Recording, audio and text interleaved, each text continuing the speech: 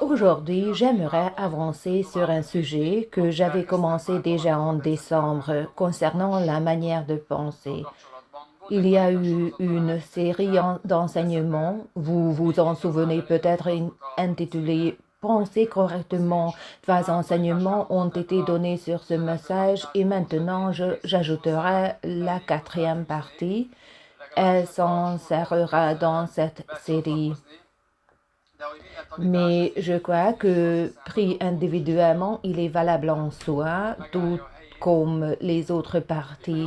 Il s'agit d'un sujet sur lequel je pourrais même dire beaucoup de mots sont échangés dans certains endroits, tandis que dans certains cercles on n'en parle presque pas.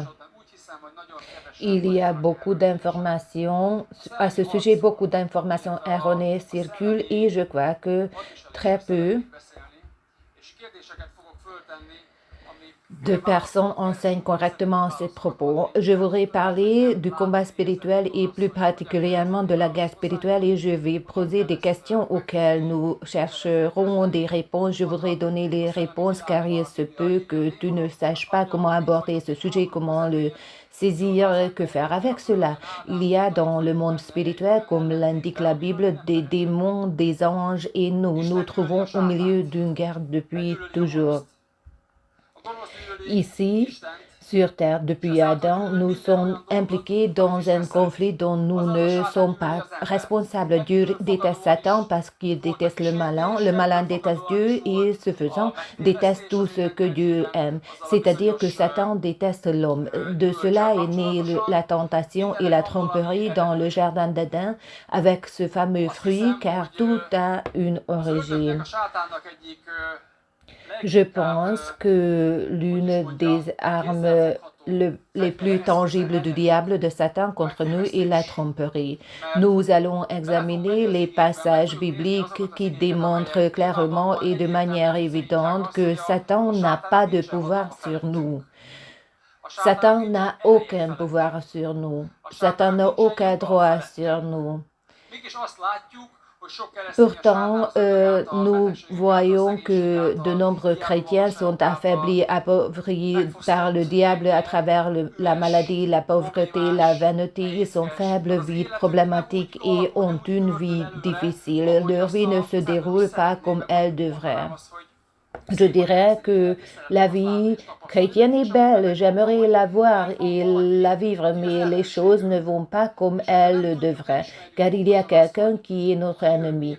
Si nous ne savons pas exactement qui il est, quels sont ses outils, quelles sont nos possibilités, quels outils aux armes nous avons contre lui en somme, si nous sommes ignorants, nous avons pratiquement aucune chance. Les gens se battent, souffrent et s'efforcent de quelque manière de vaincre le diable dans leur vie. Cette expression et cette intention sont totalement erronées et constituent une tentative vouée à l'échec car tu ne peux pas vaincre le diable. Tu n'as pas la force ni la capacité en toi-même.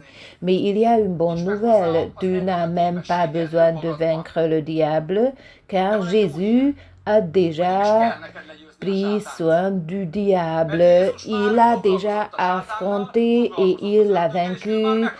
Alléluia. Toute la mentalité, toute l'attitude envers ce sujet et d'ailleurs envers les choses spirituelles détermine le type de victoire que tu expérimentes. Toute ta mentalité, toute ta compréhension de cette affaire détermine jusqu'où tu peux aller, quel niveau de clarté ou obscurité tu as dans la compréhension de ces choses.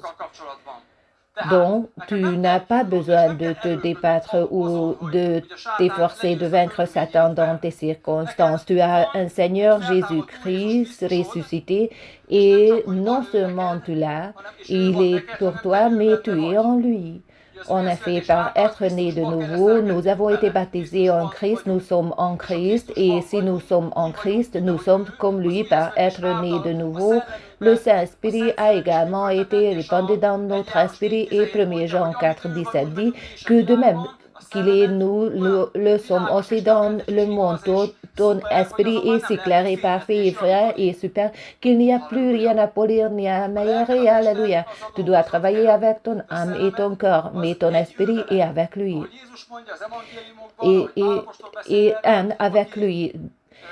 Comme Jésus le dit dans les évangiles, comme l'apôtre Paul en parle, celui qui est en lui, il est un esprit avec lui. Nous nous sommes totalement identifiés à lui et puisque nous sommes identifiés à lui, ce qui est à lui nous appartient aussi. Qu'en penses-tu? Qu'en crois-tu? C'est la question, car si tu vois cela, si tu y crois, si tu le sais, alors tu sais que tu n'as pas à te battre contre Satan, la maladie et toutes sortes de choses d'un point de vue spirituel pour les vaincre d'une manière ou d'une autre, mais que tu possèdes déjà la victoire que Jésus-Christ a. Et tu dois simplement manifester cette victoire. C'est une grande différence concernant la lutte spirituelle. Il y a beaucoup d'enseignements dans le monde, surtout dans des milieux charismatiques. C'est un sujet courant et cela a atteint des extrêmes tels qu'il semble presque que la Bible ne parle que de cela, que nous combattons le diable. Je ne sais pas exactement, je ne les ai pas comptés, mais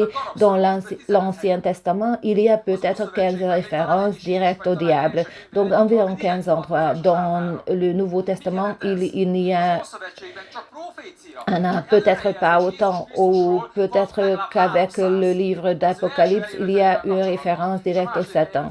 Que signifie cela? Dans l'Ancien Testament, il n'y a que des prophéties, seulement des prédictions concernant Jésus-Christ, au moins 300 en relation avec sa première venue et sa seconde venue. Tu vois la proportion, la différence en même parler de combien de types préfiguratifs on trouve dans les Écritures de l'Ancien Testament, dans la création d'Ève, dans Joseph et tout au long de l'Ancien Testament. Partout, on peut trouver la préfiguration de Jésus-Christ. Il y a des millions de passages concernant qui est Jésus et il n'y en a qu'un nombre infime concernant le Satan. Pourquoi? Cela montre avec qui nous devons nous occuper. Cela montre la proportion. Nous devons regarder vers Jésus, nous occuper de Jésus et non pas amplifier les mensonges du Satan, ses intrigues, ses méchancetés et ses tromperies et devenir entièrement centrés sur les démons.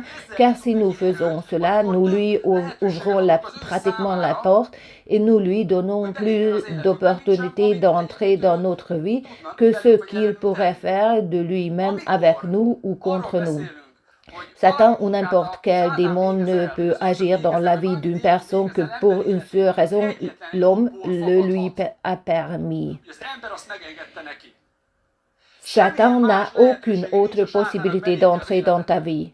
Il n'a aucun pouvoir, il n'a aucun droit, rien, il n'a aucune force, car il est dépouillé de toute sa force et de tout son pouvoir si vous êtes en Jésus-Christ.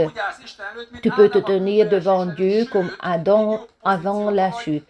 En fait, tu es même dans une meilleure position, mais ce serait un enseignement séparé de montrer que tu es dans un état et une situation encore meilleure qu'Adam et Ève avant la chute. Le pouvoir qu'Adam avait reçu de Dieu a été utilisé par Satan. Il a pu le faire parce qu'Adam est devenu traître, désobéissant. Ce pouvoir, Jésus nous l'a reconquis. Tous ceux qui sont en lui, qui croient en lui, ont un pouvoir sur Satan semblable à celui de Jésus-Christ. Parce que nous sommes en Jésus-Christ. Alléluia. Qui est-ce qui n'a jamais entendu parler de cela?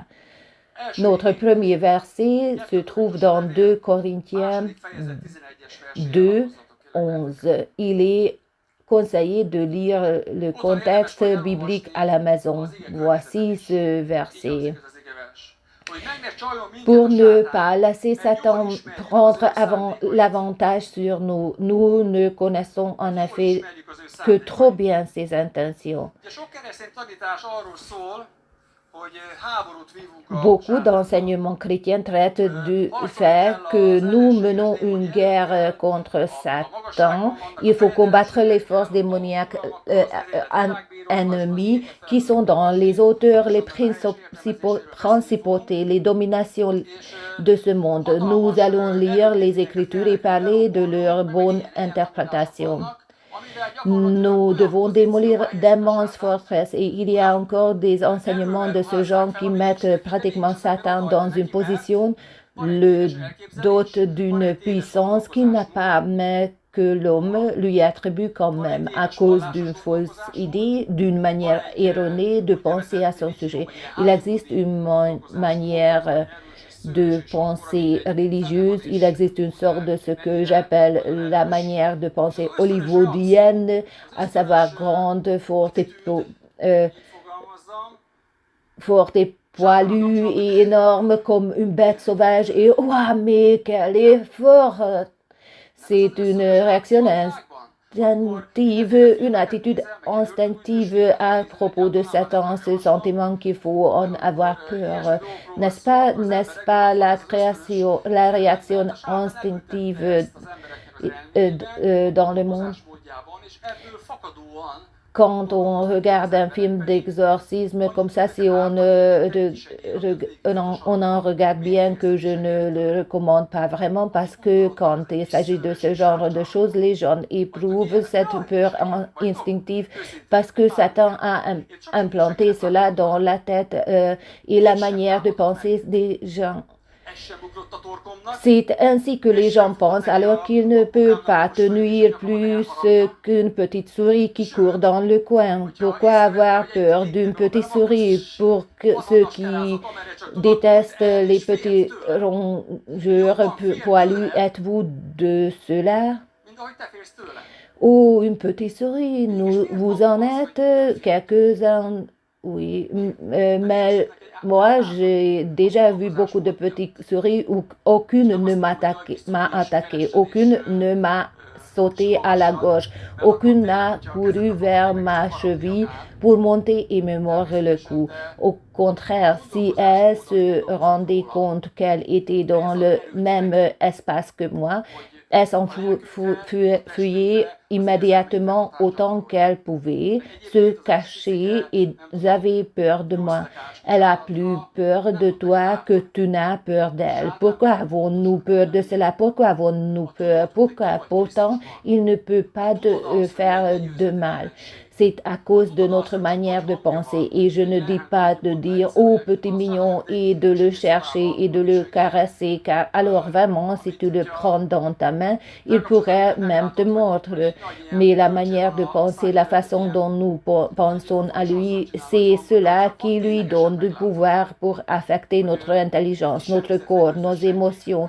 Car sinon, ce petit bout, je ne sais pas, un animal minuscule d'environ 15 grammes, ne peut pas te faire de mal. Et le diable est exactement pareil. Si tu sais qui tu es en Christ, que lui est un ennemi vaincu et qu'il n'a qu'une grande voix, Reinhard Bonnke a dit un jour que le diable est comme un petit... dit un jour que le diable est comme une petite souris dans une pièce sombre et si tu allumes la lumière, tu vois qu'il a un grand entonnoir devant la bouche, un grand micro et c'est avec ça qu'il fait beaucoup de bruit. Mais si tu vois réellement qu'il est un petit être démuni, vaincu et insignifiant, alors tu n'aurais pas peur de lui. Smith Wigglesworth a dit un jour, et nous l'avons aussi entendu de Hagin, qu'une nuit, il s'était réveillé dans l'obscurité complète et avait vu Satan assis au bord de son lit, là au pied de son lit. Que ferez-vous si vous faisiez cette expérience? Que faisaient ceux qui ont expérimenté qu'il était? Ah, c'est juste toi! Et il se retournait de l'autre côté et continuait à dormir.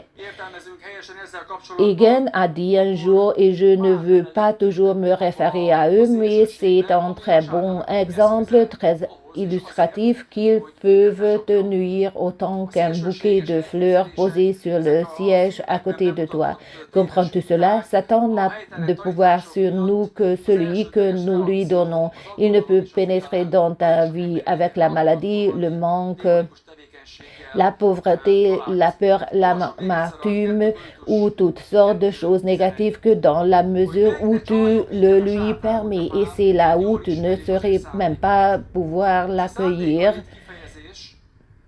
Tu ne penserais même pas pouvoir l'accueillir dans tes pensées. Tu peux laisser entrer les œuvres de Satan dans ton univers mental, ta manière de penser, ta tête, et c'est là que tu peux lui ouvrir une porte pour qu'il pénètre dans ta vie. Comprends-tu cela? Satan n'a de pouvoir sur nous que celui que nous lui donnons. Il ne peut pénétrer dans ta vie avec la maladie, le manque, la pauvreté, la peur, l'amertume ou toutes sortes de choses négatives que dans la mesure où tu le lui permets, et c'est là où tu ne penserais même pas pouvoir l'accueillir dans tes pensées.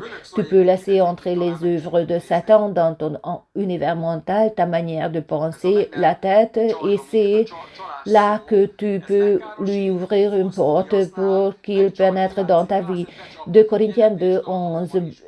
Pour ne pas laisser Satan prendre l'avantage sur nous. Nous ne connaissons en effet que trop bien ses intentions.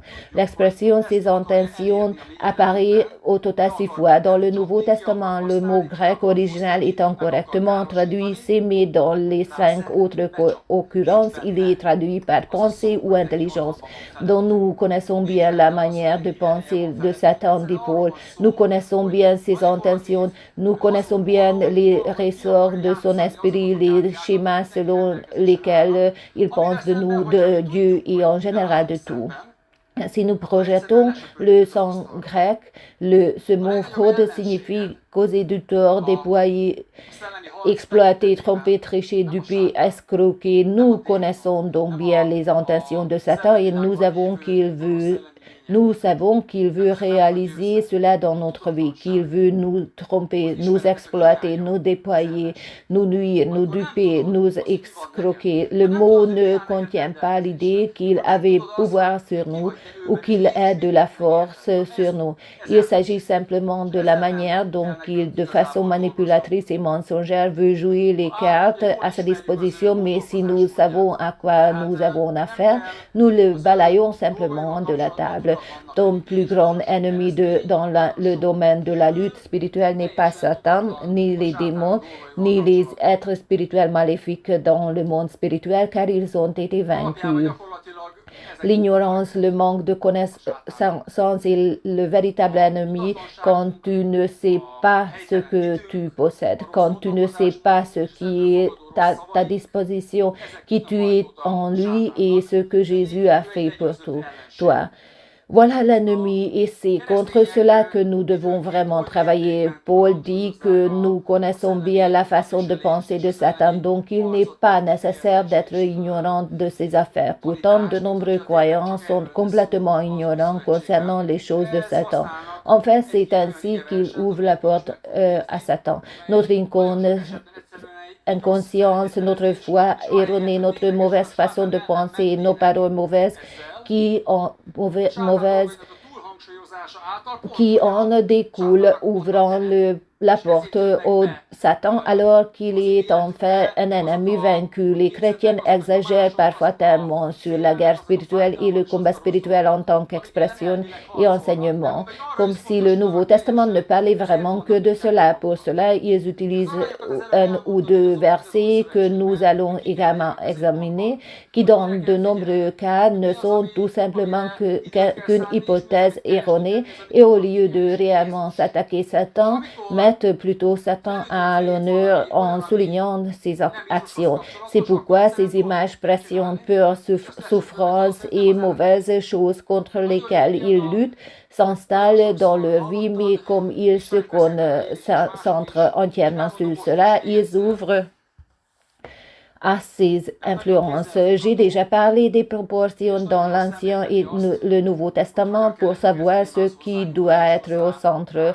à quoi il faut faire attention, à quoi il faut consacrer du temps, ce qu'il faut étudier. Et lui, c'est Jésus. Lorsque quelque chose surgit, qui n'est pas lié à Jésus, tu sais simplement ce qu'il faut faire, tu le balayes tout en sachant que ce n'est pas l'original. C'est un très bon exemple.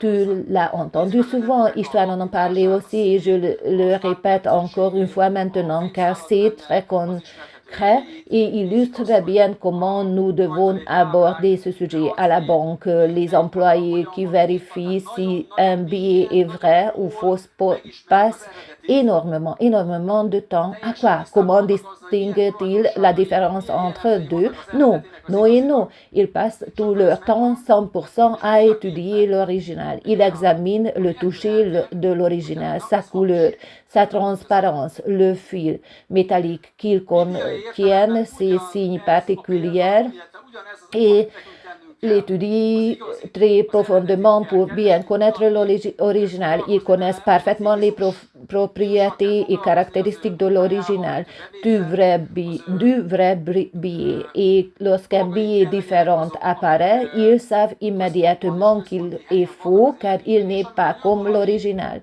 Nous devons faire la même chose. Il faut rechercher le vrai, l'original, s'y consacrer, c'est-à-dire s'occuper de Jésus, de son œuvre accomplie, que ces choses soient au centre de notre vie. Et lorsque quelques mensonges surviennent ou qu'un symptôme de maladie apparaît, tu sauras immédiatement que cela ne t'appartient pas, que cela n'est pas dans l'original, cela ne fait pas partie du plan de rédemption, que je doive être pauvre, alors je le refuse. Et tu le balayes de la table. Cela existe déjà au niveau de ta pensée et si ta façon de penser est correcte, ta foi sera correcte, tes paroles seront justes, tes actions seront justes. Mais si tu es incertain dans ta manière de penser et que par ignorance tu as cru à des mensonges comme le fait que la volonté de Dieu soit parfois que tu sois malade ou qu'il ne veuille pas toujours que tu sois guéri ou que tu ne devrais pas désirer ce genre de prospérité lorsque tu as plus que ce qui est suffisant parce que cela ne plaît pas à Dieu. Vous pouvez repérer ces mensonges lorsque vous connaissez très bien ce que la volonté parfaite de Dieu est pour vous. Quand vous connaissez le salut qu'il vous a racheté et ce qu'il a fait pour vous. Quand vous en êtes conscient et qu'un symptôme apparaît, vous l'écartez immédiatement de votre esprit, vous l'écartez immédiatement de votre cœur, vous le rejetez immédiatement. Ainsi que faites-vous pratiquement, vous menez ce combat spirituel qui est un combat spirituel du Nouveau Testament, car c'est un travail, c'est une tâche, parce que le champ de bataille n'est pas au-dessus de la ville sous les nuages, au-dessus. Ce n'est ni à la limite de la ville, ni sur le 7e champ de bataille, mais entre tes deux oreilles, dans ton cerveau. C'est dans ton esprit que viennent les arguments, les pensées, les tentations, les émotions qui surgissent de ton âme. Et quand tu combats correctement cette bataille-là, car c'est l'endroit où tu dois mener la guerre spirituelle, si tu le fais ici, alors tu réalises pratiquement la victoire que tu as reçue en Christ. Amen. Et ce que c'est clair ainsi, alléluia. Donc il est bon de savoir que Jésus a vaincu Satan, Jésus a gagné et il t'a donné cette victoire. Donc tu ne progresses plus vers la victoire dans ta vie, tu n'avances plus dans cette direction pour atteindre la victoire. Tu es déjà à la ligne d'arrivée de la victoire et la victoire t'appartient déjà, tu es dans la position de vainqueur et tu dois faire valoir sur un ennemi vaincu ce que tu as reçu en Jésus. Comprends-tu la différence dont nous ne progressons pas vers la victoire? Nous sommes les vainqueurs. Nous sommes la lumière du monde. Nous sommes le sel de la terre. Nous qui sommes en Christ, nous sommes ceux qui ont été guéris. Nous sommes les bénis. Nous sommes ceux qui sont remplis de sagesse et en qui est l'intelligence de Christ. Nous sommes ces personnes et nous l'impliquons. Nous l'imposons au mensonge de Satan. Nous imposons au mensonge de Satan, exerçant le pouvoir sur lui. Amen et amen. Et est-ce clair? C'est ce que nous devons faire. Ne pas supplier, ne pas se lamenter, ne pas prier désespérément et avec incrédulité en demandant à Dieu de nous délivrer du mal. Dieu n'a pas besoin de te délivrer du mal car il a déjà fait. Il est mentionné dans la première prière de notre Père. Délivre de nous mal, mon frère. Dans cette prière, il y a au moins 2 ou 3 choses qui sont déjà accomplies, pour lesquelles tu n'as plus besoin de prier. La lettre aux Colossiens dit autour de 2, 13, 14 qu'il t'a délivré du pouvoir des ténèbres et t'a transporté dans le royaume de son Fils bien-aimé. C'est un fait accompli. Tu es déjà libéré, tu es déjà glorifié, tu es déjà en Jésus-Christ. Comprendre cela te donne de la force, de la sécurité, une conscience d'identité certaine. Je suis celui qui Jésus a délivré. Alléluia. Alors il n'a aucun droit sur moi. Les menaces et toutes sortes de choses extrêmes n'ont aucun pouvoir sur moi, car ce n'est que tromperie, mensonge. Satan veut se faire paraître plus grand. Il veut se faire paraître plus fort. Il a effectivement du pouvoir pour être présent sur la terre, pour être le Dieu de ce monde encore un certain temps. Il a du pouvoir sur ceux qui ne croient pas en Dieu comme il l'a eu sur nous, car nous étions autrefois d'un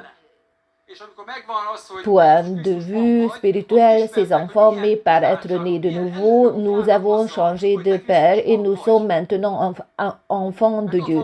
Tous les hommes ne sont pas des enfants de Dieu sur cette terre, seulement ceux qui sont nés de Dieu. C'est pourquoi être né de nouveau est important. Et c'est l'un de ces messages les plus importants dont tu dois parler, enseigner à ton entourage, à ta famille, à ceux à qui tu rends témoignage, afin qu'eux aussi se tournent vers Jésus-Christ. Après être entré en Jésus-Christ, découvre quels sont les privilèges et les droits qui accompagnent le fait d'être en lui. Car devant toi se trouve déjà une table dressée, des millions de possibilités que tu peux saisir et avec lesquelles tu peux vivre. Nous tenons contre l'ennemi vaincu. Nous prenons possession de ce que Jésus a acquis par sa victoire. Nous faisons valoir ce que Jésus nous a donné en lui. Le champ de bataille n'est donc pas au-dessus des nuages. Il n'est pas en dehors de toi, mais quelque part en toi. Il est dans ton intelligence, dans tes pensées, dans ta façon de penser. Tu sais, quand tu m'écoutes maintenant et entends ce que je dis, tu n'entends pas seulement ce qui sort de ma bouche, mais aussi ce que tu en penses. Et tu as un avis sur ce que je dis en ce moment. Quand tu entends une mauvaise nouvelle à la télévision sur une tragédie, une tempête, un grand froid ou une grande chaleur, une épidémie de grippe ou n'importe quel virus, l'information ne te parvient pas seule, elle s'accompagne de ce que tu en penses. Ce que tu ajoutes à la chose à laquelle tu réagis dans ta tête détermine tes émotions, cela détermine ton attitude. Quand on dit qu'il va faire très froid cet hiver, il se peut que quelqu'un ayant une mentalité de pauvreté et dont la réserve de bois est vide associe cela. Oh, que vais-je devenir cet hiver? Je vais avoir très froid. Et immédiatement, cette émotion se manifeste en lui. Concernant la chaleur, c'est pareil. Hélas, il n'y a pas de climatisation à la maison, mais celui qui possède une conscience de richesse, une mentalité de richesse, une confiance en Dieu, Tout peut arriver et en plus, tout peut arriver. Et en plus, ce cave est rempli de bois où il y a une climatisation installée dans la maison. Alors il dit que peu importe le froid, il allumera du chauffage. Je mets 2 bouches de plus dans le poêle et alors je serai au chaud. Ses émotions, tout le milieu qui l'entoure, toute l'atmosphère qui l'enveloppe, c'est déjà complètement différent. Pourtant, les deux ont entendu la même chose, n'est-ce pas? Donc, la façon dont cela te fait réagir quand on lance des bombes dans la rue voisine, ce que tu ressens à ce propos dépend de ce qu'il y a en toi. Ce n'est pas du tout à cause du fait d'entendre ce bruit et ces vibrations. Tu comprends? Lorsqu'il s'agit de l'arrivée d'une épidémie de grippe, de virus ou de la bactérie, si tu sais qui tu es en lui et que tu sais que tu es guéri en Jésus-Christ, alors ce n'est pas la peur qui sera automatiquement présente et tu ne penserais pas aux pensées de peur en les associant, mais aux pensées de foi. Je suis en Jésus-Christ, rien ne peut me nuire. Enfin, je vois déjà que je serai celui qui bénira ses frères qui ne vivent pas dans la foi.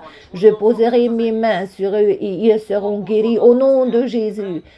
Le fléau ne s'approche pas de moi et le danger ne s'approche pas, car je demeure dans le refuge du trésor, comme le dit le psaume 91. Alléluia, tu souris, tu es heureux et rien ne trouble ta paix. C'est la paix qui se trouve uniquement en Jésus-Christ. Ailleurs, tu ne la trouves pas, tu ne l'obtiendras pas. Elle est seulement en lui. D'où cela vient-il? Cela vient de quelles sont les pensées dans la tête, à quel point la tête est renouvelée, l'intelligence est renouvelée, ta façon de penser avec la parole de Dieu.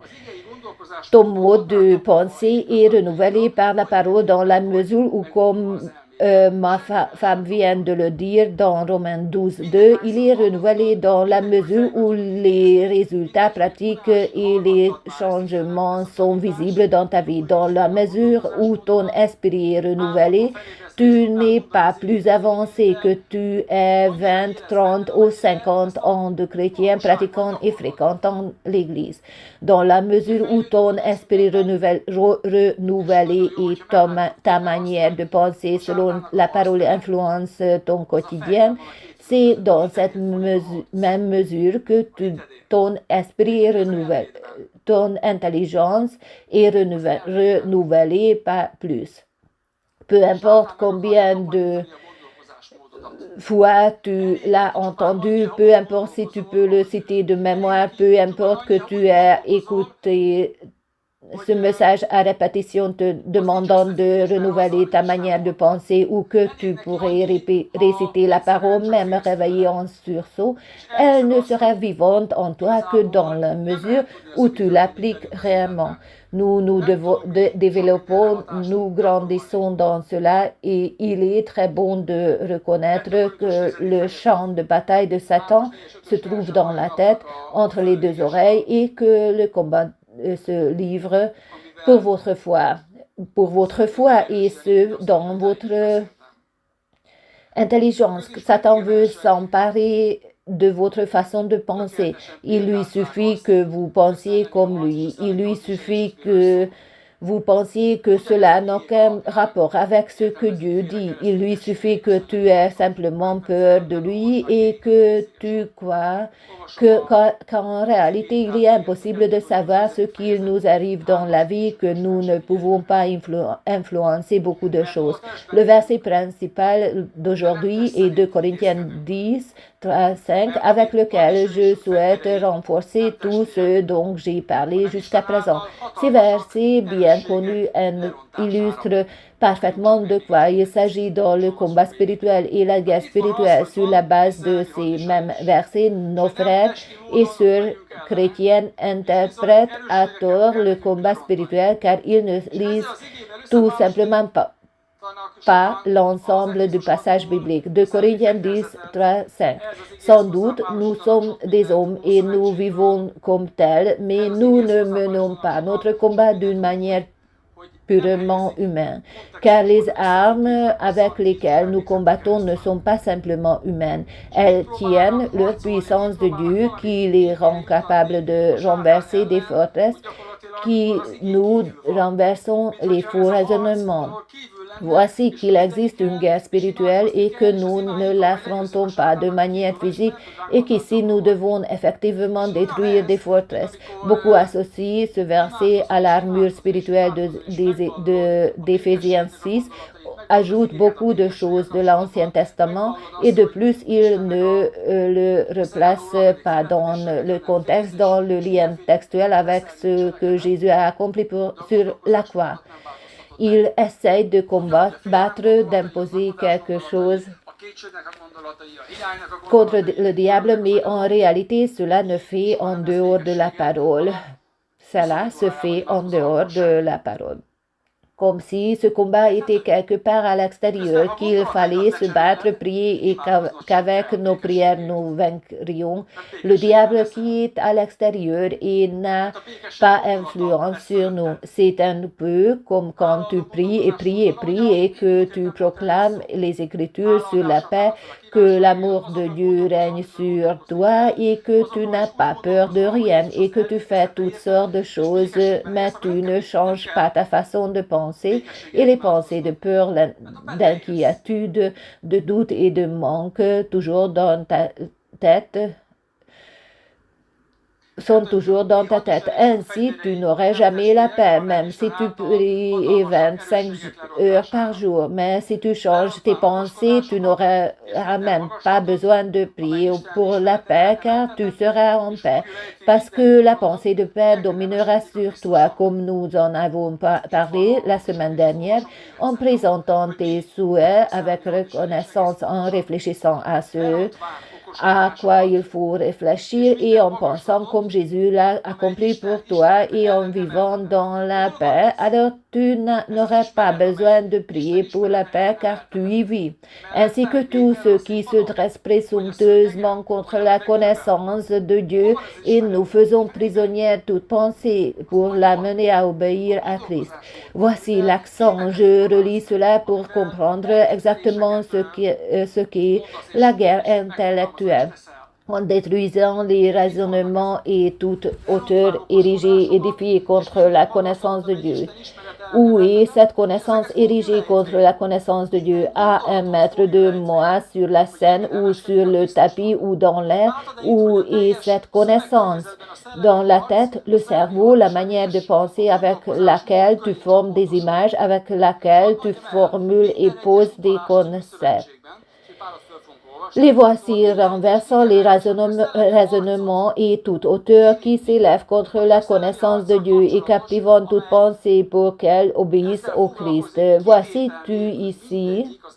ici que dans le contexte complet de la lutte spirituelle, la guerre spirituelle se concentre autour de la manière de penser. Chaque référence dans le Nouveau Testament, chaque verset qui concerne le combat spirituel sans exception met l'esprit et la manière de penser au centre. Chacun d'eux, donc, le combat spirituel se déroule ici dans la tête. La tête est un champ de bataille. Ton esprit est un terrain où Satan combat contre toi. Mais si tu mets la parole de Dieu dans ta tête, alors tu peux vaincre et même capturer les pensées que Satan place dans ton cerveau. Par exemple, tu devrais avoir peur, tu es petit, tu es un petit retraité, tu es malade, tu es pauvre, tu n'as pas de capacité, tu viens d'une mauvaise famille et tu es dans le manque, ou bien tu es tout, car tu es si puissant, si talentueuse et si excellent. Donc, toutes sortes d'extrêmes positifs et négatifs sont implantés dans ta tête par le diable et chaque pensée a un impact sur tes émotions. Comme elles affectent tes émotions, elles ont donc aussi un impact sur tes actions. Que fait la religion? Elle s'efforce et peine à changer les actions, à ne pas mal agir, à ne pas agir en vain, à ne pas agir impiétement, à abandonner telle habitude, telle autre, et ainsi à ne pas faire ici, à ne pas faire ça. Donc elle ne regarde pas la racine du problème. Parce que si tu te concentres sur cela, l'accent sera mis sur ce à quoi tu penses. Comment tu penses, alors la conséquence serait que si tu penses de manière verbale, des choses verbales sortiront de ta bouche et tes actions seront elles aussi verbales. Donc, au lieu de te torturer pour te libérer de tes actions en ayant de laisser de force les mauvaises habitudes de l'extérieur et que ça ne fonctionne pas et que tu souffres et que tu y travailles depuis des années, dessus depuis des années, il faut regarder vers Jésus. Comme le dit l'apôtre Paul, en contemplant le visage de Dieu sans voile, nous sommes transformés en son image et à sa ressemblance. Plus nous méditons sur lui et que ses pensées imprègnent notre tête, plus nos actions et nos habitudes changeront naturellement. C'est simplement ainsi parce que tes actions suivent toujours ta façon de penser et non l'inverse. C'est pourquoi il faut s'occuper de la façon dont tu penses. Le voisin est une grande tentation. Pourquoi? Parce que tu y penses et c'est une grande tentation de voler une voiture devant la maison du voisin ou du parking. Pourquoi? Parce que c'est ainsi que tu penses. Simplement, si tu changes ta façon de penser, que tu commences à aimer ton mari, ta femme, que tu commences à voir la bénédiction de l'autre en pensant, c'est bien qu'il ait cette bénédiction, c'est bien qu'il ait cette bénédiction. Oh, qu'elle est bien, que c'est bien. Donc, ta mentalité changera. Alors, ces tentations disparaîtront. C'est comme lorsque quelque chose commence à se former en toi. L'apôtre Jacques écrit que la tentation, une fois conçue, engendre le péché. Alors, qu'est-ce qu'il faut empêcher? La naissance? Non. La conception, pour que cette chose ne se forme pas. Que se passe-t-il lorsqu'une personne ne veut pas d'enfant, mais que la conception a déjà eu lieu? La pratique courante aujourd'hui, qui est malheureusement terrible, est à l'avortement. On avorte l'enfant et on dit que la femme a le droit de décider de son propre corps. C'est vrai, elle a le droit de disposer de son corps, mais elle exerce ce droit sur le corps d'un autre. Tu comprends, n'est-ce pas? Bien sûr, cela s'applique aux hommes. Aussi aux hommes. Donc, je ne veux pas ici mettre en avant uniquement la responsabilité des femmes dans cette affaire. Sur le plan spirituel, l'homme lutte avec beaucoup de choses, disant je ne veux pas ceci, je ne veux pas cela. Beaucoup souffrent de la pornographie, beaucoup souffrent de l'envie, beaucoup souffrent de toutes sortes de désirs charnels. Ils ne savent tout simplement pas comment gérer ces choses et essayent de réprimer ces actions en eux-mêmes et essayent d'y résister d'une certaine manière, mais cela ne fonctionne pas très bien. Cela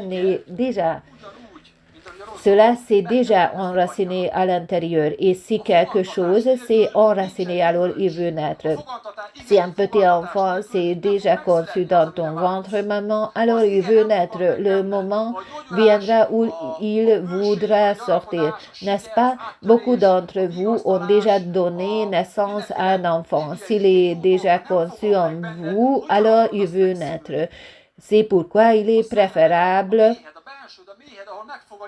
d'empêcher la conception car nous ne voulons pas que des choses mauvaises naissent. Si tu veux engendrer de bonnes choses, bien sûr, une bonne chose peut être aussi un enfant que personne ne comprend mal ce que je dis. Alors, il faut que les nourrir avec toutes sortes de bonnes choses, paroles comme les mauvaises choses.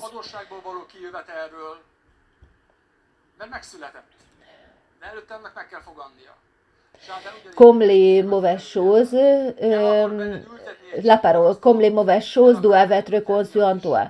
Sans conception, il n'y a pas de fruit. Sans conception de la parole, ce à qui tu aspires, désir ne naîtra pas. Si la parole ne se conçoit pas en toi, Si la guérison, l'abondance, la prospérité, le succès, les percées, la consolation, toutes sortes de bonnes choses bibliques et scripturelles ne se conçoivent pas en toi, comment veux-tu les faire naître?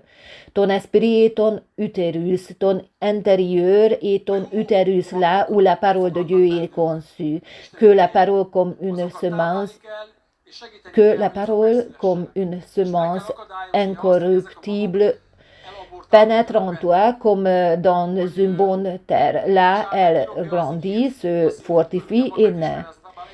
Là se trouve le témoignage, là se trouvent les résultats tangibles que tu as été guéri, que tu as eu un témoignage de rétablissement, de la restauration des relations ou peut-être de la sortie d'une dette, car elle est née. Mais avant cela, elle doit être conçue. Le diable fonctionne de la même manière, mais de façon négative. Il veut semer en toi beaucoup de mauvaises choses. Il veut semer en toi les graines de doute, de la méfiance, de l'incrédulité, de la peur. Il veut semer en toi de contestation contre Dieu et contre les autres qui, si elles prennent racine en toi, chercheront à renaître. Les bonnes graines qui prennent racine en nous, la parole de Dieu, doivent être nourries et aider à la naître. Il faut empêcher que ce graine soit avorté en nous, que le diable ne vole la parole de notre cœur. Cela est également présent dans la parole du semeur. Le diable veut arracher la parole de Dieu et y planter ses propres graines comme l'ivraie, les mauvaises herbes, toutes sortes de plantes et de choses vilaines qui ne produisent pas de bons fruits. La parole de Dieu doit naître en nous et les mauvaises graines, même si elles ont été engendrées, ne sont pas encore perdues. Il faut alors les arracher. Il faut avorter en nous les mauvaises graines, les œuvres de Satan dans notre tête, dans notre façon de penser. Elles doivent être retirées et remplacées par la parole de Dieu. C'est ainsi que cela fonctionne.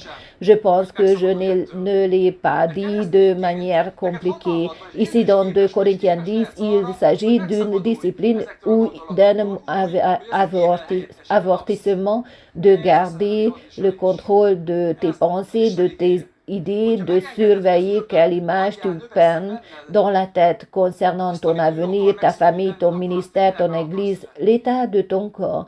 Car c'est une guerre spirituelle. Garder tes pensées sous contrôle. Tu peux prévenir qu'elles deviennent puissantes dans ta tête, qu'elles grandissent vraiment énormément. Ceux qui tombent en dépression, ceux qui se suicident, ceux qui ont des fluctuations émotionnelles très extrêmes ont tout permis à ces pensées, ces mauvaises pensées négatives de devenir de véritables forteresses dans leur cerveau, dans leur tête, au point qu'ils ne peuvent presque plus les limiter. Je crois qu'il existe un niveau où même les démons peuvent entrer.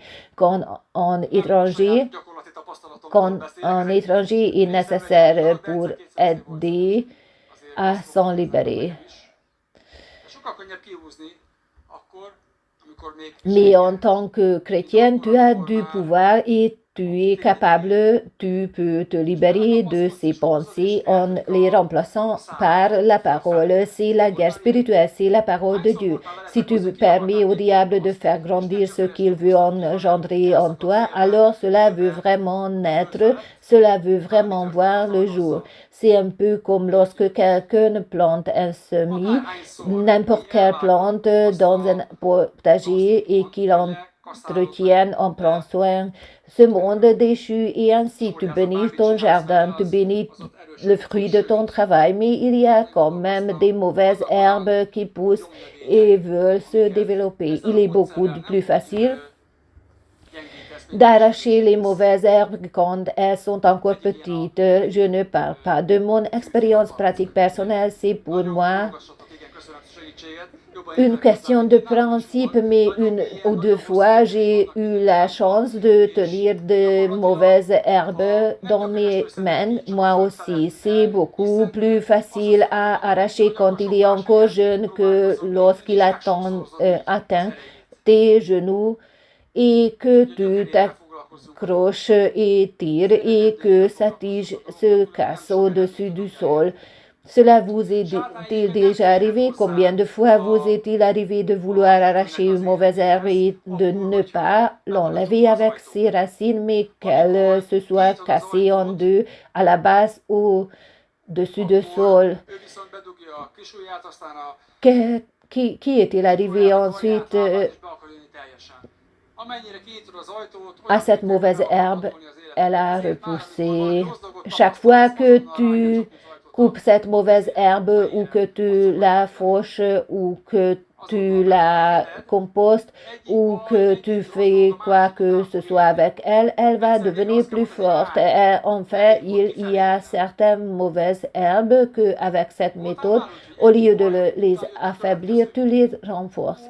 L'une de ces herbes est le chien dent, savais-tu, elle a des racines très profondes et très longues dans toutes les directions. Et si tu ne la retires pas avec ses racines, mais que tu la coupes seulement au-dessus du sol, tu lui envoies le message de continuer à pousser et tu multiplies ainsi sa force. Alors occupons-nous des choses à la racine, occupons-nous de l'origine des choses. Sinon, nous ne pourrons pas obtenir beaucoup de résultats. Satan ne peut d'ailleurs pas accéder à la vie d'un croyant si les portes sont fermées. Mais lorsque tu trouves la porte, il y introduit. Mais lorsque tu ouvres la porte, il y introduit son petit doigt, puis sa main, son bras, sa jambe, et il veut entrer complètement. Dans la mesure où tu ouvres la porte, dans cette mesure, il pénétrera dans ta vie. C'est pourquoi lorsque tu fais expérience de quelque chose de mauvais, tu dois immédiatement frapper la porte sur sa main, sur sa tête, qu'elle se casse immédiatement, car si tu laisses faire, un mal entraînera un autre. À un moment donné, tu dois enfin dire, ça suffit, dehors d'ici. As-tu déjà été dans une situation où un problème suivait un autre, encore et encore et encore, et à un moment donné, il faut enfin dire, je vais me réveiller de ce piège, je vais me rendre compte que c'est le mensonge de Satan et je vais lui dire, stop, tu peux le faire par la foi seule. Ce qui peut ouvrir la porte au diable, c'est une façon de penser incorrecte, une tête laissée sans contrôle, une foi incorrecte, un langage incorrect. Ce sont les plus grands champs de bataille de votre vie. Cependant, il y a des choses que l'on ne peut pas attribuer au diable. Toutes les mauvaises choses ne viennent pas directement de l'ennemi. Tout ce qui nous arrive n'est pas une manifestation démoniaque qui nous déplaît. Il s'agit simplement du fait que nous avons semé de mauvaises graines et par conséquent, nous récoltons de mauvaises choses. Galates 6, 7, 8. Ne vous faites pas d'illusions. Dieu ne se laisse pas traiter avec mépris. On récolte ce que l'on a semé. Il n'y a rien de démoniaque là-dedans. Il n'y a aucun affrontement verbal, ni Satan, ni rien de ce genre où quelqu'un d'extérieur nous ferait du mal ou agirait contre nous. Il s'agit simplement de savoir que celui qui sème de mauvaises graines récoltera le mal, tandis que celui qui sème de bonnes graines récoltera le bien. Cela ne fonctionne pas seulement dans le mauvais sens, cela fonctionne fonctionne aussi dans le sens positif.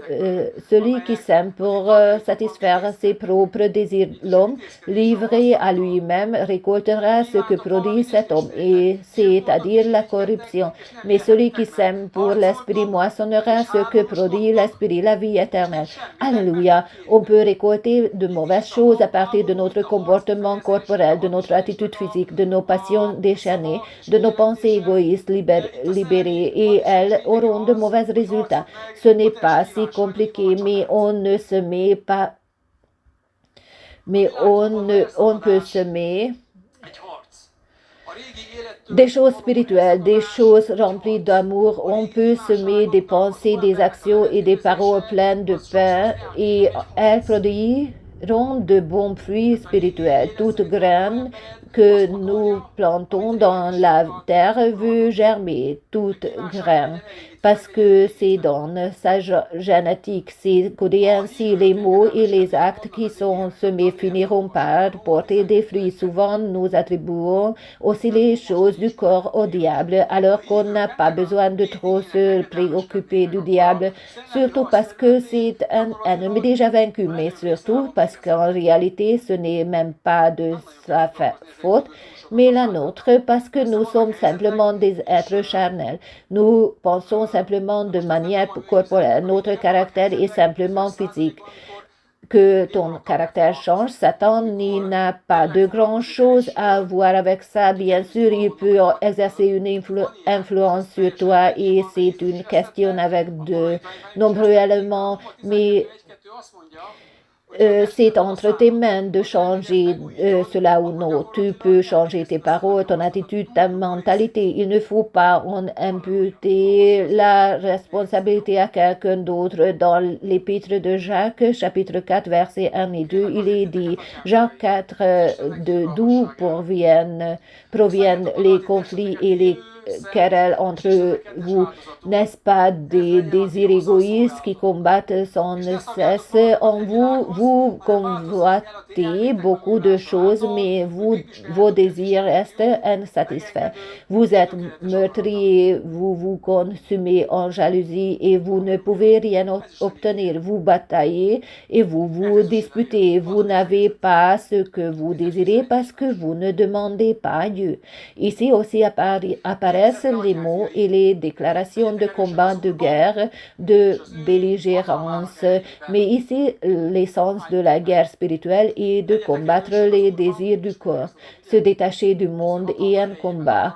Se détacher de la vie ancienne est un combat. De se défaire des anciens désirs, dépouiller le vieil homme est souvent un combat dans la tête. Car ton vieil homme, selon la vie ancienne, veut ce qu'il voulait déjà autrefois dominer pour que le désir soit satisfait, qu'il soit comblé. Si les croyants obéissent à Romains 12, 1, 2, que nous venons d'entendre, alors la majeure partie du combat spirituel serait pratiquement accomplie. Il ne serait pas vraiment nécessaire de se préoccuper beaucoup plus du diable en dehors de cela. Bien sûr, il y a des situations où il faut s'occuper de démons, quand il faut vraiment s'en occuper et les chasser de quelque part ou de quelqu'un. Cela arrive, c'est tout à fait normal, car Jésus l'a fait et les disciples aussi. Mais Romains 12, 1, 2 dit que si tu consacres ton corps et renouvelles ton intelligence, tu as pratiquement accompli la majeure partie du combat spirituel.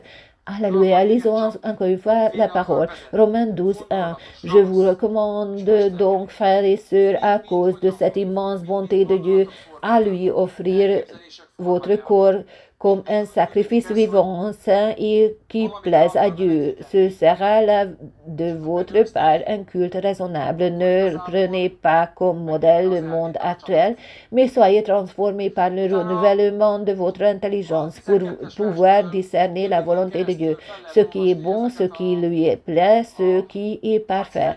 C'est la parole de Dieu. Éphésiens 6, 10.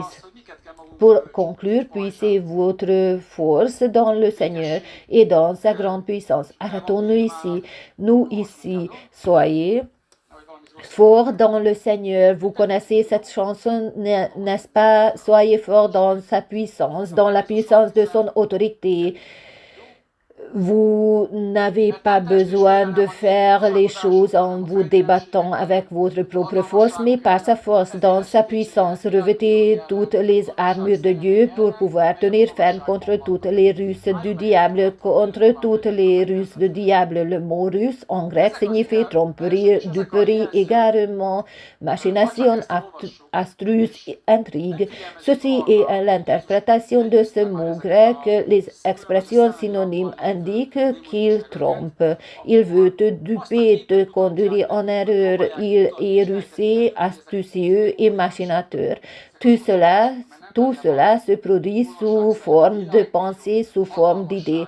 Tout fonctionne de manière à te faire croire quelque chose et si tu y cèdes, il a en effet remporter la bataille dans ta tête. Ensuite, à partir du verset 12, à travers plusieurs versets, on peut lire l'armure du combat, ce qui illustre bien ce que nous devons revêtir. Éphésiens 6, 12. Car nous n'avons pas à lutter contre des êtres de chair et de sang, mais contre la puissance, contre les autorités, contre les pouvoirs de ce monde des ténèbres et contre les esprits du mal dans le monde céleste. Arrêtons-nous un instant avant de continuer.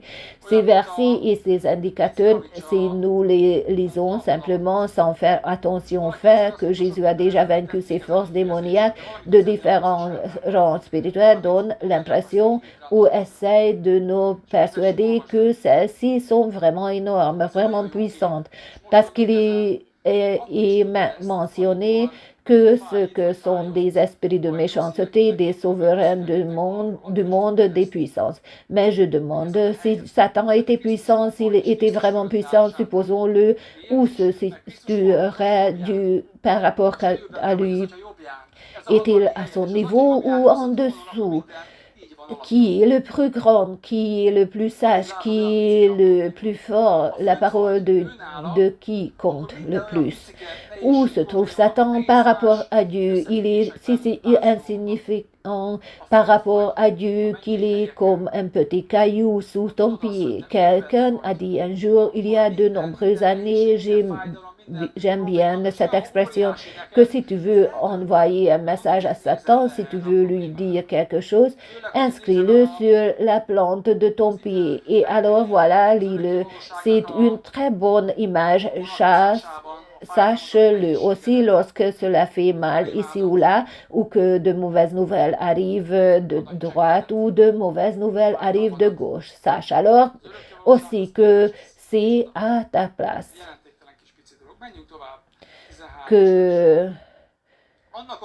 Alors aussi que où est sa place? Parce que tu es en Christ et Christ est au-dessus de Satan. Pourquoi donc? Parce que Christ est aussi à la droite du Père et toi, tu es en lui, à la droite du Père, c'est là que se trouve ton autorité. Si tu es aussi sur le trône à la droite du Père, alors tout est sous toi à tel point que tu vois à peine le problème. Il te paraît si petit. Si tu es en haut auprès de lui, tout te paraît si petit et tu vois les difficultés et les problèmes dans un tout autre contexte. Si tu es dans les lieux célestes, si tu sais que tu es en lui, alors toutes les difficultés, toutes les douleurs, tous les problèmes qui semblent immenses maintenant deviennent insignifiants parce que tu regardes ce problème d'en haut, surtout si tu observes ta douleur, ta difficulté, ton problème, ton énorme facture à travers du temps dans le texte de l'éternité. Par rapport à l'éternité, ce sont insignifiants. Éphésiens 6, 13. C'est pourquoi endossez l'armure que Dieu donne afin de pouvoir résister aux mauvais jours et tenir jusqu'au bout après avoir fait tout ce qu'il était possible. Il y a ici trois expressions des invitations à agir, résiste et résister, accomplir quelque chose et ensuite tenir fermement dans ce que tu as accompli. Il faut résister au diable, accomplir ce qui doit être accompli, faire ta profession de foi, accomplir la prière, réaliser les actes de la foi et ensuite tenir fermement dans tout cela. C'est ce que tu dois faire. Pour cela, il y a des moyens. Lisons le verset suivant. Tenez donc ferme, ayez autour de la taille la vérité pour ceinture et revêtez-vous de la droiture en guise de cuirasse.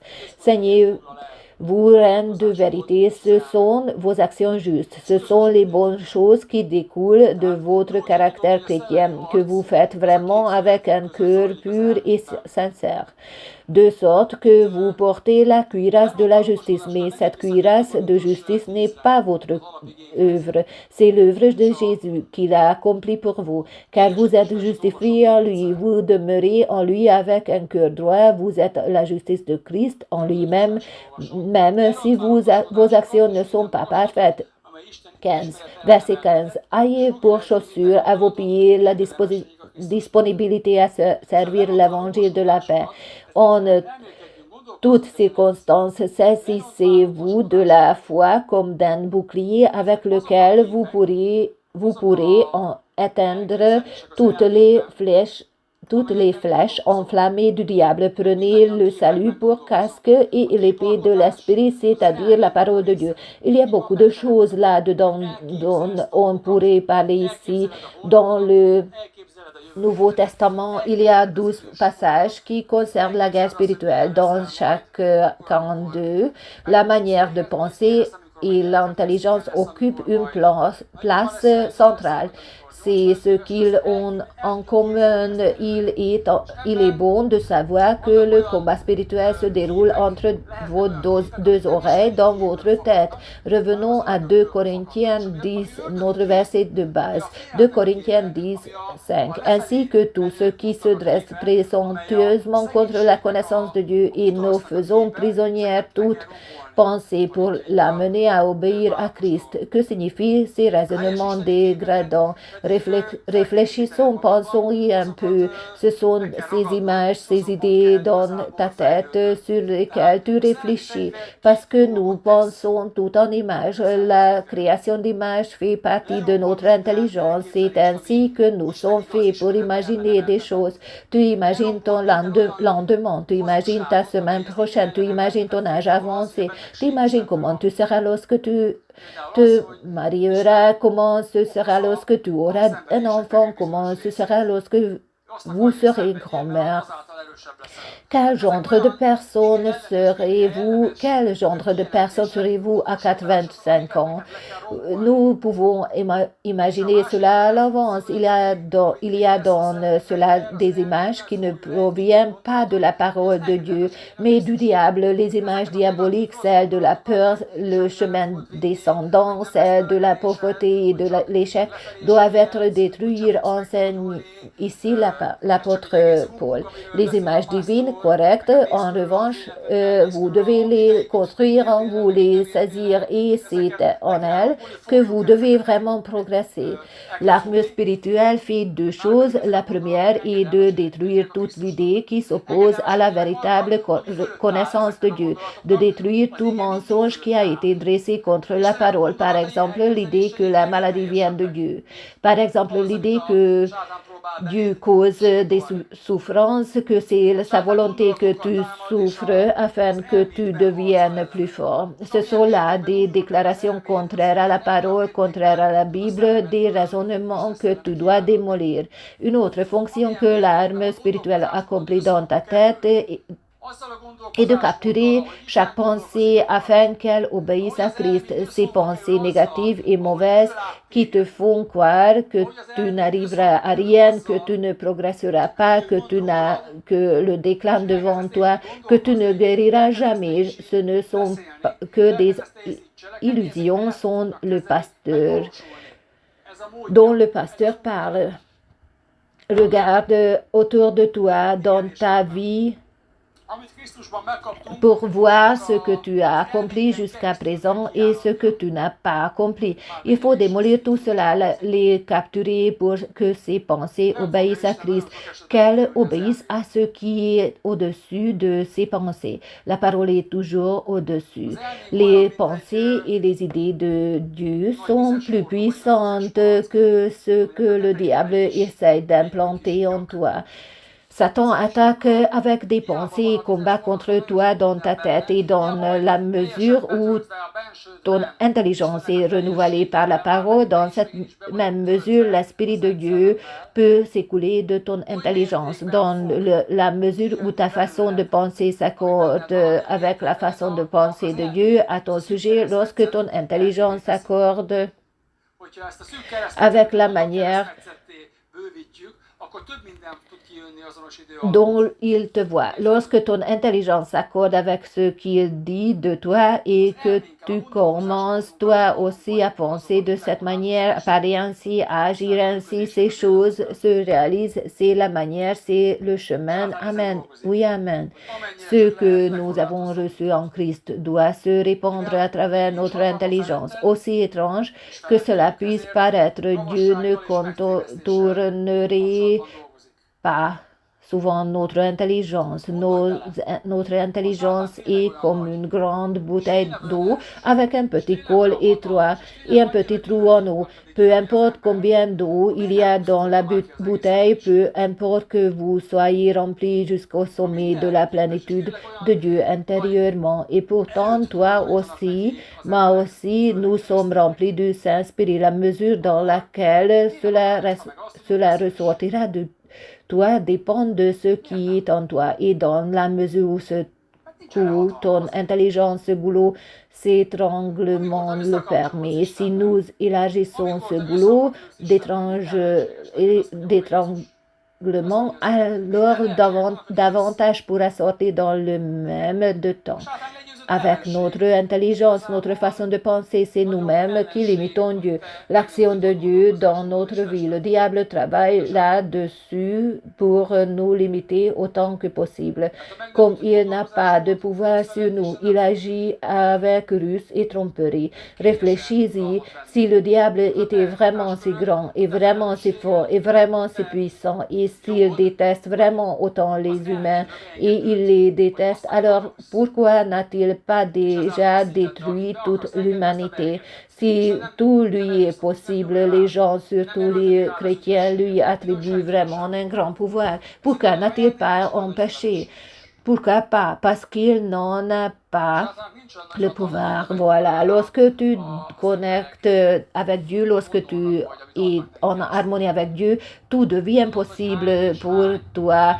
C'est ce que dit Jésus lui-même. La parole le dit, tout est possible à celui qui croit. Satan est un ennemi vaincu et en réalité ton intelligence et ton corps non renouvelés sont un plus grand ennemi que Satan, car Dieu ne prendra pas le contrôle de manière arbitraire sur ta façon de penser non renouvelée. C'est ton domaine de compétence, ta responsabilité de lui permettre ou non d'entrer dans ta tête ou de laisser entrer qui tu veux.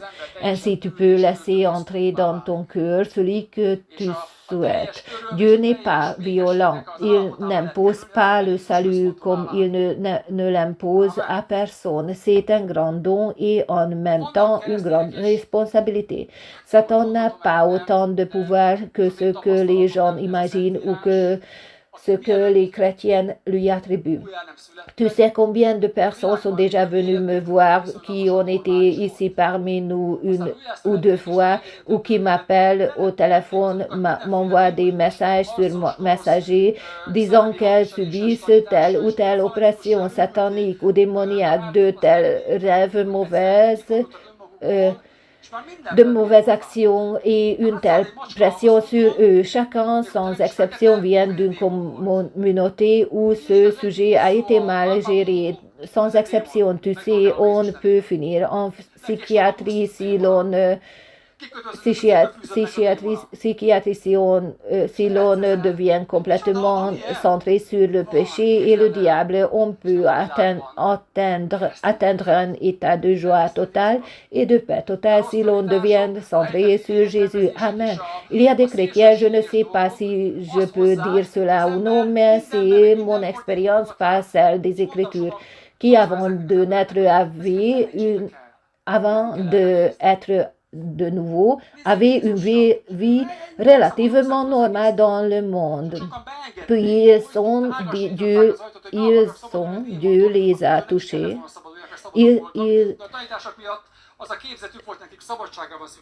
Après avoir été nés de nouveau, Dieu les a touchés, mais ils ont rempli leur tête de toutes sortes d'enseignements démoniaques, guerriers et de guerres spirituelles maléfiques. Et leur tête est devenue si fanatique, fou qu'ils se sont simplement détournés d'eux-mêmes et voient désormais un démon partout. Si un chat traverse la rue, même s'il n'est pas noir, c'est un démon. Une ampoule grise dans la lampe, c'est un démon. Je vais le réprimander au nom de Jésus. J'ai raté le bus, démon. Mon lacet est défait, démon. Tu ris de cela en te disant quoi? Il y a vraiment ça.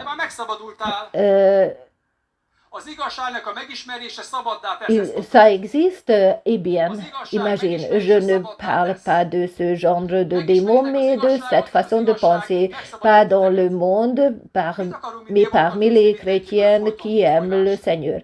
Mais les mauvaises doctrines, les interprétations erronées des Écritures et les choses extrêmes font que l'on voit des démons partout et tout le temps. J'ai souvent dit à ces personnes d'oublier tout cela. Il ne faut pas regarder cela, regarde Jésus et tu te libéreras de tout cela. Beaucoup l'on laisse entrer, ils ont ouvert la porte si largement qu'ils voulaient se débarrasser du démon, donc ils n'auraient même pas eu besoin car ils étaient libres. À cause des enseignements, ils avaient l'impression qu'ils avaient besoin de liberté et le service de libération comme si, le service de libération comme ça, et ainsi ils ont ramassé un ou deux démons dans leur tête. Cela est devenu une force et une puissance dans leur cerveau. Et tout cela est une tromperie, tout cela est un mensonge. Il y a vraiment des démons, nous avons vraiment du pouvoir sur eux. Il existe vraiment des manifestations démoniaques, mais elles sont minuscules comme de la saleté sous l'ongle si tu sais qui tu es en Christ. Il faut les traiter comme Jésus les a traités. Il les a chassés du bout du petit doigt. Le ministère de délivrance a pu se répandre parce que les chrétiens ne savent pas qui sont ceux qui devraient libérer le monde et les autres. Ce ne sont pas eux qui ont besoin d'être libérés. Toi, tu as déjà été libéré. Connaître la vérité rend libre. C'est ce que Jésus a dit. Connaître la vérité rend libre. Vous connaîtrez la vérité et la vérité vous rendra libre. Pourquoi voudrions-nous chasser constamment des démons de tout le monde? Nous ne l'avons jamais fait et nous ne le ferons jamais. En même temps, nous nous occupons parfois des démons et des choses spirituelles parce qu'elles sont présentes. Mais si tu pouvais voir dans le monde des esprits et qu'ici sur le rebord, il y avait le plafond, il y avait 5000 démons qui pendent les jambes. Que se passera-t-il? Et c'est bien qu'il ne bloque pas la lumière. Il y a beaucoup plus d'anges ici dans le monde des esprits. Ils sont comme la poussière. Les démons pendent leurs jambes au lustre. C'est ainsi que les gens parlent. C'est pour cela, il y a de mauvaises choses ici et là. Non, à cause des idées, parce que nous pouvons donner un tel pouvoir, une telle force au diable à cause de sa ruse. Parce qu'il nous a fait croire que c'était lui qui l'avait, que pour cela nous ouvrirons ouvririons la porte. Nous n'ouvrons pas la porte au diable, nous fermons la porte. Si un petit démon est assis ici, au bord de la scène, je vais le repousser et je me réjouis qu'il soit sous mes pieds. Tu comprends? Jésus n'a jamais eu peur d'aucun démon. Il n'a pas eu peur non plus de la légion. Il a dit d'aller dans les portes. Quand le démon frappait l'un des garçons en écumant, roulant par terre en délire, et que les disciples ne savaient pas quoi faire, que fit-il? Il l'a expulsé. Il a expulsé sans effort particulier. Cette même puissance et autorité sont également à ta disposition, car le même Saint-Esprit est en toi que celui qui était en Jésus. Le sais-tu, le connais-tu, apprends-le, et alors tu n'aurais pas peur et n'effraieras pas. Tu seras puissant. Où cela se décide-t-il? D'abord dans la décision et dans le fait de croire que c'est la parole de Dieu et que j'ai choisi de croire en la parole de Dieu. Peu importe ce que je ressens, si je sens la force ou non, elle m'a été donnée. Peu importe si tu sens l'esprit Saint-Esprit ou non. Il est en toi, il est avec toi et il te guidera vers toute vérité. Où que tu ailles, il te suivra, où que tu ailles, et tu suivras, il ne te laissera pas. Nous sommes très heureux lorsque nous ressentons réellement qu'il est avec nous. Nous ne sommes pas heureux lorsque nous allons à un certain endroit et que nous ressentons des forces négatives dans notre corps. Mais peu importe ce que nous ressentons, le plus grand est en nous. Nous sommes les vainqueurs. Alléluia. Criez Alléluia. Colossiens 2, 6, 7. Aussi, puisque vous avez reçu Christ Jésus le Seigneur, comportez-vous comme des gens unis à lui. Enracinez-vous en lui, construisez toute votre vie sur lui et attachez-vous de plus en plus fermement à la foi conforme à ce qu'on vous a enseigné. Agissez ainsi en adressant à Dieu de nombreuses prières de reconnaissance. Gloire à Dieu. Nous continuerons la prochaine fois.